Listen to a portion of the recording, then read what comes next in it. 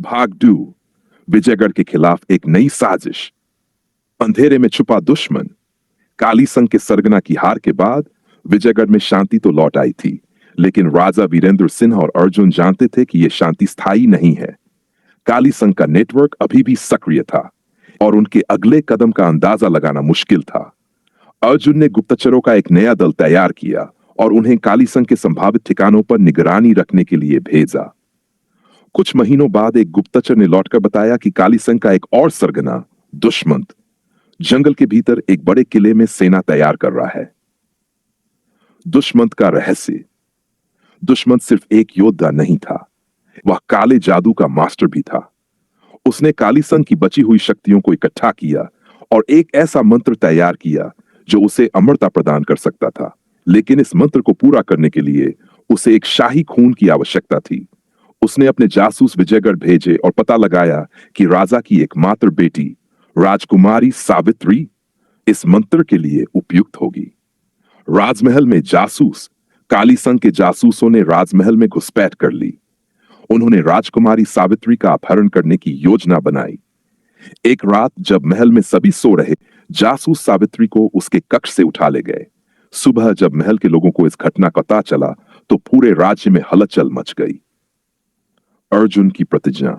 राजा वीरेंद्र सिंह ने अर्जुन को बुलाया और कहा, राजकुमारी को वापस लाने की जिम्मेदारी तुम्हारी है। अगर तुम असफल हुए तो विजयगढ़ का भविष्य खतरे में पड़ जाएगा। अर्जुन ने प्रतिज्ञा ली कि वह सावित्री को हर हाल में वापस लाएगा, चाहे उसे अपनी जान ही क्यों न देनी पड़े। दुश्मंत के किले की खोज। अर्जुन और उसकी टीम ने जंगलों और पहाड़ों को पार करते हुए दुश्मंत के किले का पता लगाया। यह किला एक पहाड़ की चोटी पर बना था, जिसके चारों ओर गहरी खाई थी।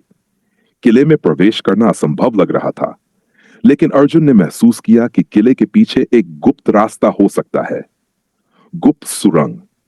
अर्जुन और उसकी टीम ने किले के चारों ओर खोज की और एक गुप्त सुरंग खोज निकाली। सुरंग में प्रवेश करते ही उन्हें अजीबोगरीब चिन्ह और मंत्र दिखाई दिए। सुरंग में अंधेरा और सन्नाटा था, लेकिन अर्जुन और उसकी टीम ने बहादुरी से आगे बढ़ना जारी रखा। काले जादू का खेल। सुरंग के अंत में वे दुश्मंत के मुख्य कक्ष तक पहुंचे। वहां सावित्री एक मंत्रमंच पर बंधी हुई थी और दुश्मंत मंत्र पढ़ रहा था। जैसे ही अर्जुन ने आगे बढ़ने की कोशिश की, दुश्मंत ने अपने काले जादू से उन्हें रोक दिया।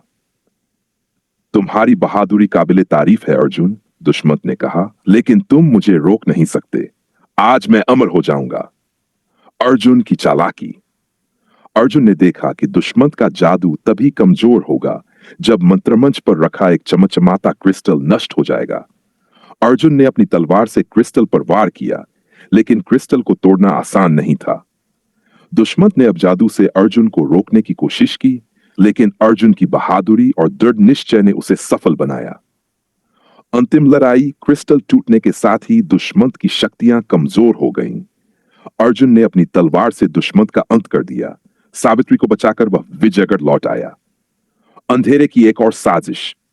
राजमहल में वापस लौटने के बाद अर्जुन ने राजा को सारी बात बताई, लेकिन एक दिन सावित्री ने अर्जुन को बताया कि दुश्मंत की मृत्यु से पहले उसने कुछ रहस्यमय शब्द कहे थे। यह खेल अभी खत्म नहीं हुआ है, असली सरगना आने वाला है। आगे क्या होगा? अर्जुन और विजयगढ़ के लोग अब एक और बड़े खतरे की ओर बढ़ रहे थे। असली सरगना कौन है और क्या विजयगढ़ इस बार काली संघ की आखिरी चाल से बच पाएगा? भाग 3 में और भी रहस्य और रोमांच आएंगे। सावित्री के सपने। राजकुमारी सावित्री दुश्मंत की मृत्यु के बाद से लगातार अजीब सपने देख रही थी। वह एक विशाल अंधेरी घाटी देखती, जहां एक त्रिशूल चमक रहा होता और उसके आसपास कई साए मंडरा रहे होते। हर रात वह सपना उसे अधिक डरावना लगता था। एक दिन उसने अर्जुन को अपने सपने के बारे में बताया। अर्जुन ने महसूस किया कि यह कोई साधारण सपना नहीं, बल्कि एक चेतावनी थी, गुप्त भविष्यवाणी। राजमहल में एक पुराने साधु को बुलाया गया जो भविष्यवाणियों के लिए प्रसिद्ध था। उन्होंने सावित्री के सपने को सुनकर कहा, यह सपना काली संघ के अंतिम और सबसे शक्तिशाली सरगना की चेतावनी है। वह त्रिशूल महाकाल शक्ति का प्रतीक है, जिसे पाने के बाद विजयगढ़ को कोई नहीं बचा सकेगा। साधु ने यह भी बताया कि त्रिशूल को केवल प्रचंड काल नामक स्थान से निकाला जा सकता है। लेकिन उसे निकालने के लिए बलिदान देना होगा। प्रचंड काल की यात्रा। राजा वीरेंद्र सिंह ने अर्जुन और सावित्री को प्रचंड काल की ओर भेजा। अर्जुन जानता था कि यह मिशन बेहद खतरनाक है, लेकिन विजयगढ़ की रक्षा के लिए वह हर जोखिम उठाने को तैयार था। उनके साथ महल के सबसे वीर सैनिक भी गए। भयानक रास्ता। प्रचंड काल की ओर जाने वाला रास्ता अत्यंत खतरनाक था। उन्हें एक घने जंगल से होकर गुजरना पड़ा, जहां अदृश्य साए उनका पीछा कर रहे थे। सैनिकों में से कुछ ने अजीब आवाजें सुनी और दिशा भटक गए। अर्जुन ने अपने साथियों को संभालते हुए आगे बढ़ने का साहस दिखाया। काल का दरवाजा। प्रचंड काल के प्रवेश द्वार पर एक विशाल पत्थर की मूर्ति थी, जिसमें 3 सिर वाले नाग का चिन्ह बना हुआ था। द्वार पर लिखा था, जो भी इस दरवाजे को पार करेगा उसे अपना सबसे बड़ा बलिदान देना होगा। अर्जुन ने दरवाजा खोला और जैसे ही वे अंदर गए, वे एक अंधेरी घाटी में पहुंच गए। वहां त्रिशूल एक ऊंचे शिखर पर रखा हुआ था, लेकिन उसके चारों ओर आग की लपटें थीं। सरगना का प्रकट होना। जैसे ही अर्जुन त्रिशूल की ओर बढ़ा, अचानक अंधेरे में से एक भारी आवाज गूंजी। काली संघ का असली सरगना महाकाल प्रकट हुआ। वह एक विशालकाय काले धुएं से बना प्राणी था, जिसकी आंखें लाल और भयानक थीं। तुमने मेरे पहले सैनिकों को हरा दिया, लेकिन मुझे हराना असंभव है। मैं अमर हूं, महाकाल ने गर्जते हुए कहा। त्रिशूल की शक्ति। अर्जुन ने महाकाल से युद्ध करना शुरू किया, लेकिन उसकी तलवार महाकाल को छू भी नहीं पा रही थी। तभी साधु के शब्द अर्जुन को याद आए कि त्रिशूल ही महाकाल को नष्ट कर सकता है।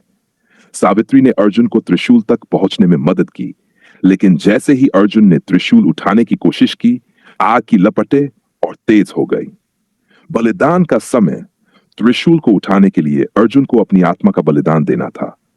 उसने बिना किसी हिचक के अपना जीवन विजयगढ़ के लिए समर्पित करने का फैसला किया। सावित्री ने अर्जुन को रोकने की कोशिश की, लेकिन अर्जुन ने कहा, यदि मेरे बलिदान से विजयगढ़ सुरक्षित रह सकता है, तो यह मेरा सौभाग्य होगा। महाकाल का अंत। अर्जुन ने त्रिशूल उठाया और उसकी शक्ति का इस्तेमाल कर महाकाल पर हमला किया। त्रिशूल की ऊर्जा इतनी प्रबल थी कि महाकाल धुएं में बदलकर समाप्त हो गया। उसके साथ ही काली संघ का अंत हो गया। विजय अकाल का अंत होते ही प्रचंड काल का द्वार बंद हो गया। सावित्री और सैनिक के बलिदान को देखकर दुख और गर्व का अनुभव किया। वे त्रिशूल को लेकर विजयगढ़ लौटे। राजमहल बहादुरी और बलिदान की गाथा गाई गई। विजयगढ़ के लोग उसे हमेशा याद रखने लगे। एक आखिरी चेतावनी। त्रिशूल को विजयगढ़ के मंदिर में स्थापित किया गया, ताकि कोई और उसका गलत उपयोग न कर सके। लेकिन त्रिशूल पर एक शिलालेख उभरा, जिसमें लिखा था, जब अंधकार फिर लौटेगा, तब एक और अर्जुन की आवश्यकता होगी। अंत या नई शुरुआत। काली संघ का अंत हो चुका था, लेकिन क्या यह विजयगढ़ के लिए स्थायी शांति थी, या अंधकार फिर से लौटेगा? आगे की कहानी किसी नए अध्याय में जारी होगी। महाकाल के अंत के बाद विजयगढ़ में शांति लौट आई। राजा वीरेंद्र सिंह ने अर्जुन के बलिदान को यादगार बनाने के लिए एक स्मारक का निर्माण करवाया। त्रिशूल को विजयगढ़ के सबसे पवित्र मंदिर में रखा गया, जहां उसे रोज पूजा की जाती थी। लेकिन सावित्री के मन में कुछ सवाल अभी भी बाकी थे। राजकुमारी सावित्री को महाकाल के अंतिम शब्द याद आते थे, मैं अमर हूं, अंधकार फिर लौटेगा। क्या महाकाल सच में समाप्त हो गया था, या यह केवल शुरुआत थी? त्रिशूल का कंपन। एक रात मंदिर के पुजारी त्रिशूल की पूजा कर रहे थे। उन्होंने महसूस किया कि त्रिशूल हल्के से कंपन कर रहा था। अचानक त्रिशूल के आसपास नीली रोशनी फैल गई और मंदिर में एक अजीब सी गूंज सुनाई दी। पुजारी डर गए और तुरंत राजा को बुलाया। साधु का संत वीरेंद्र सिंह ने तुरंत उस साधु को बुलाया, जिसने पहले काली संघ की भविष्यवाणी की थी। साधु ने त्रिशूल को देखकर कहा, त्रिशूल की शक्ति जाग रही है। इसका मतलब है कि अंधकार की कोई और ताकत अभी भी जीवित है। उन्होंने आगे बताया कि काली संघ की अंतिम शक्ति, अंधकार का स्रोत, अभी भी सक्रिय है और उसे नष्ट करना जरूरी है। अर्जुन की वापसी। साधु ने एक और रहस्य उजागर किया। उन्होंने कहा, त्रिशूल की अंतिम शक्ति अर्जुन की आत्मा से जुड़ी हुई है। यदि विजयगढ़ को बचाना है, तो हमें अर्जुन की आत्मा को फिर से इस संसार में बुलाना होगा। राजा और सावित्री हैरान रह गए। क्या यह संभव था? पुनर्जन्म की प्रक्रिया। साधु ने कहा कि अर्जुन की आत्मा को वापस लाने के लिए 3 पवित्र वस्तुएं चाहिए। 1. जलनिधि का अमृत, जो हिमालय की एक गुप्त झील में पाया जाता है। ता कालधरा का रत्न, एक प्राचीन गुफा में छिपा हुआ रत्न। आत्मस्य की माला, एक ऐसे वृक्ष से जो केवल आत्मा की सच्चाई को पहचानता है। सावित्री ने खुद को इस मिशन के लिए तैयार किया। पहला पड़ाव, जल निधि का अमृत। सावित्री कुछ वीर सैनिकों और साधु के साथ हिमालय की ओर रवाना हुई। यात्रा कठिन थी।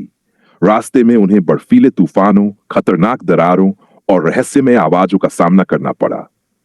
जब वे झील तक पहुंचे तो झील के रक्षक, एक दिव्य सर्प ने उन्हें रोक लिया।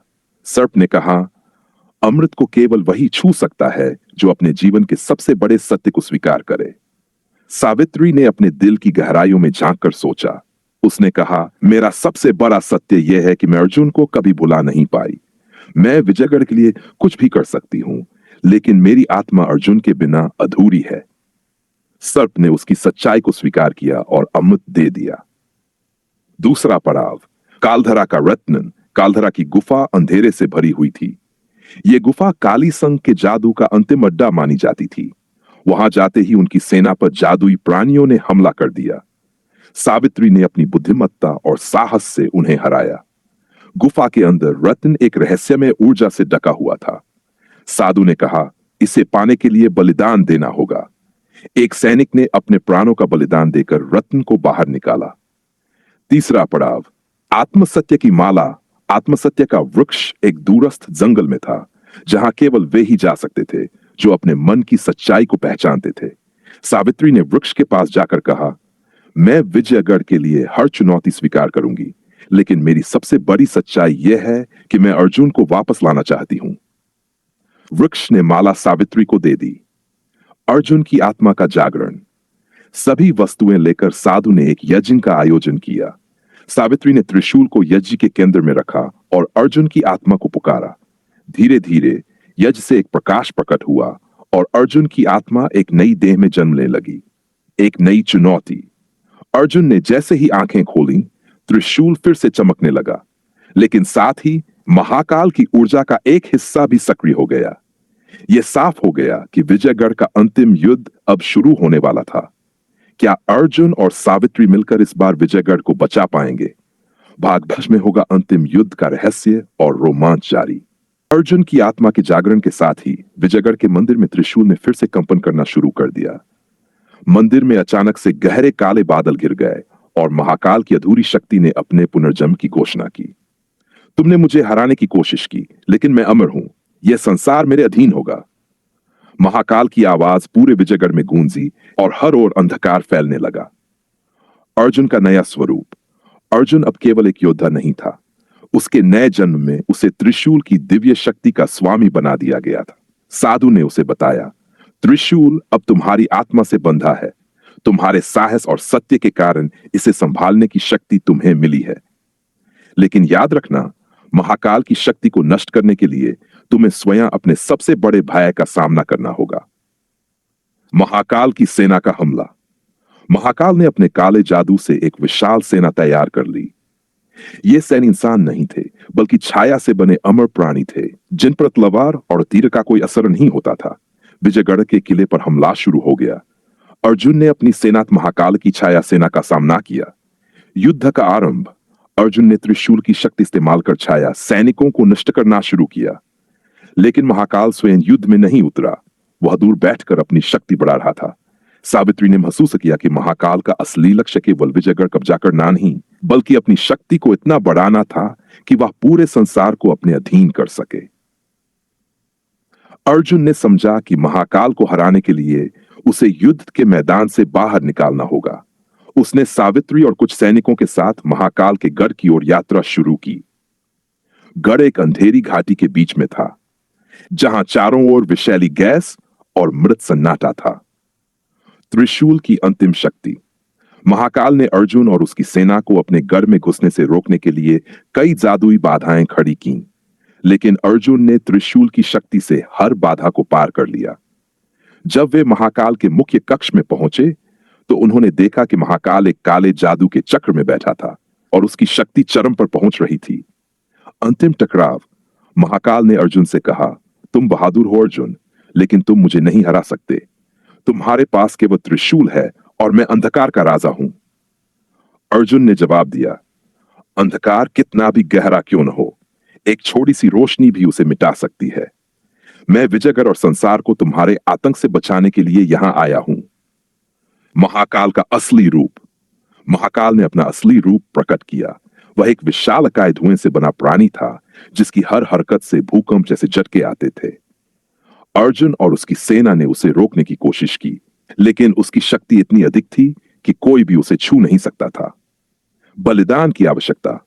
साधु ने अर्जुन को याद दिलाया कि महाकाल को नष्ट करने का एकमात्र तरीका त्रिशूल का पूर्ण बलिदान था। अर्जुन को त्रिशूल को अपनी आत्मा के साथ मिलाकर महाकाल पर अंतिम वार करना होगा, लेकिन इसका मतलब था कि अर्जुन का अस्तित्व हमेशा के लिए समाप्त हो जाएगा। सावित्री का संघर्ष। जब सावित्री को यह पता चला तो उसने अर्जुन को रोका। मैंने तुम्हें खोने के लिए वापस नहीं बुलाया था। अगर तुम्हें फिर से बलिदान देना है तो मैं इसे रोकूंगी। लेकिन अर्जुन ने कहा, यह मेरा कर्तव्य है। विजयगढ़ के लिए मैं बार बार अपना जीवन देने को तैयार हूं।